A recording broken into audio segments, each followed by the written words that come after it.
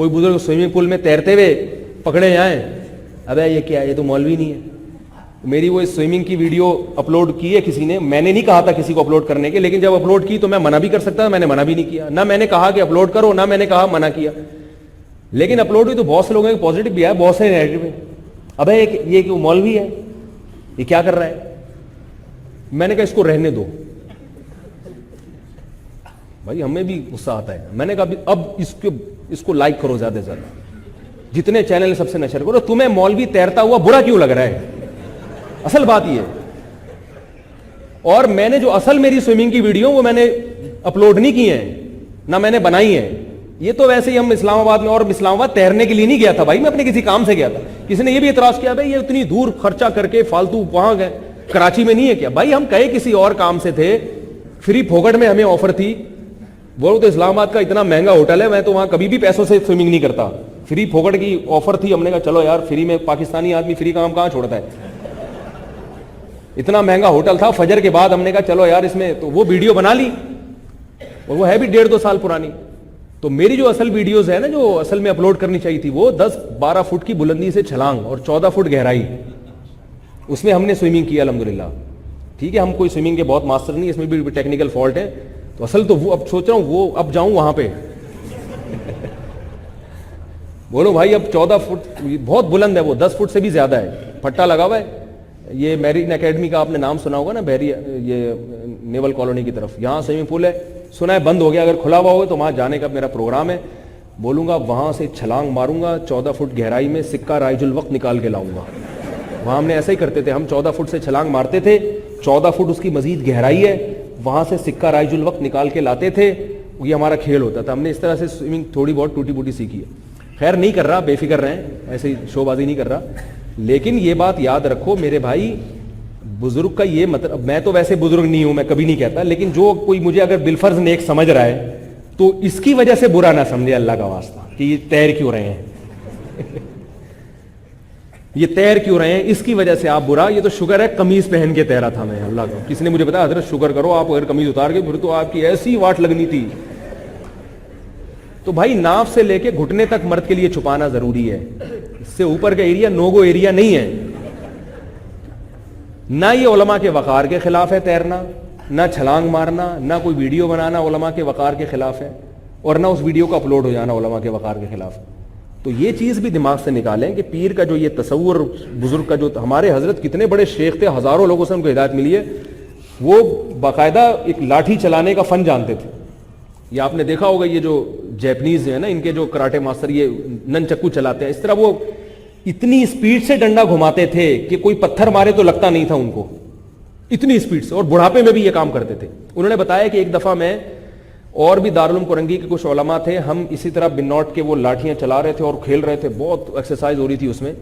तो किसी ने आके मुफ्ती मोहम्मद शफी साहब रहमतुल्लाह अलैह को शिकायत की कि हजरत इतनी बड़ी बड़ी दाढ़ियां रख के उछलते हैं ये लोग, इनको शर्म नहीं आती, इतनी बड़ी बड़ी दाढ़ियां रख के उछल रहे हैं। यानी उनका तो इतनी बड़ी दाढ़ी है, इतने बड़े हजरत शेखुल हदीस थे हमारे हजरत, तो इनको तो चाहिए ऐसे बैठे रहे मस्त तमीज से दुल्हन की तरह, और ऐसे बैठे रहे, कोई बात करे तो दुरूद शरीफ पढ़े जवाब में, और बस मुस्कुरा के चले जाएं। नमाज के लिए ऐसे आए जैसे घसीट के दुल्हन को नहीं लेके जाते पुराने जमाने में, आजकल तो पहले से दुल्हन पहुंची हुई होती है, दूल्हा बाद में आता है, लेट आता है ठीक है। तो पहले जमाने में दुल्हन को ऐसे ले जाते, तो ऐसे होने चाहिए हजरत। तो वो उस जमाने में लोगों का ख्याल था, हमारे हजरत की फिटनेस ऐसी खानदानी फिटनेस थी, जिन्होंने हजरत को देखा है, ऐसी चाल थी हमारे हजरत मुफ्ती रशीद अहमद साहब की। एक पहलवान ने हजरत को, आप हजरत से आके पूछा, हजरत पंजाबी थे, पंजाबी स्पीकिंग, तो उसने पूछा तौड़ी विच की पौंडे हो, पता नहीं मुझे सही है पंजाबी नहीं आती, यानी हांडी में क्या डाल के खाते हो। ऐसी हजरत की मजबूत चाल थी हमारे, इतनी। और हजरत ने कुश्तियां लड़ के कईयों की कलाइयां तोड़ी थी पहलवानों की।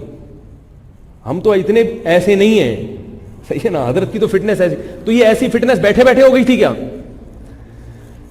यार, जैसे समझा वो इसलिए हुई थी, हजरत सुबह उठ के तहज्जुद पढ़ते थे, उसके बाद हजरत 4 पराठे खाया करते थे, उसके बाद हजरत फिर सो जाते थे, क्योंकि मुरीद ही नहीं है नसीहत करने के लिए, तो सो ही जाओ ठीक है ना। फिर जोहर में हजरत का प्रोग्राम चलता था, 4-6 मुरीदों को नसीहत की, फिर सो गए।